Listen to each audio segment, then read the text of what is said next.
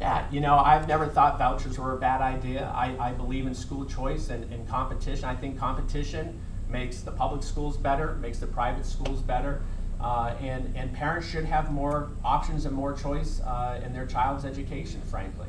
But I'll also say this too, as someone who was educated through the public ed system, and my wife worked in the public ed system as well, most of our kids are educated in that system, and so we can't give up on that system either. So, and on one hand, I believe that competition and school choice will make the public ed system better just because they have to get better when they're competing for money from other schools. But the other thing too is that, you know, we're still in the 1950s. We're in a 1950s model on how we're educating kids in the public school system right now. We have to think outside the paradigm of just the four walls of the classroom. You know, one of the things that Governor Benson was a big proponent of was the real world learning initiative. You know, giving students credit for things they do outside of the classroom in the areas that we're, you know, giving them credit for or grading them on. Concord High, I believe it's Concord High School, got very innovative. I think this was a great idea. They didn't have enough money in their budget for their automotive program. So they partnered with a private automotive shop in the city of Concord, and they're sending kids there. They're getting hands-on work. And again, this is going back to the whole thing about trades. You know, they're getting hands-on work at this shop. They're getting credit for it. It's not costing the school district anything to do it.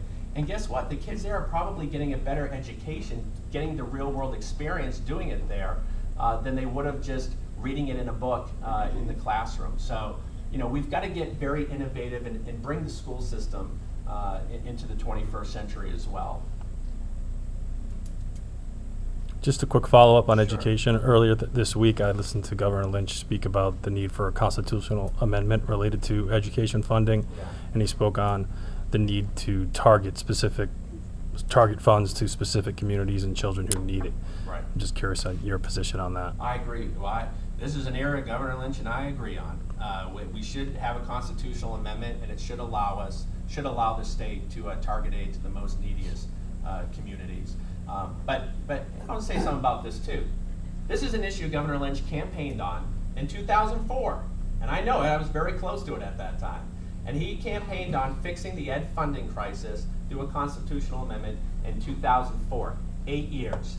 8 years. Once again, failed leadership. He's had 8 years to fix it, and now at the 11th hour, he's deciding to get involved in this fight.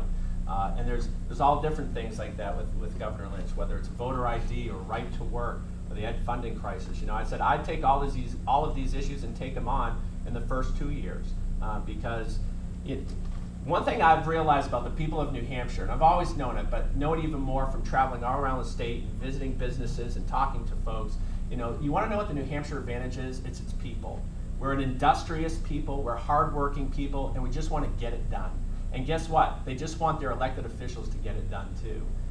So that's an issue though that we've got to get done so that we can move on from the Claremont decisions once and for all. All right, well, thank you all.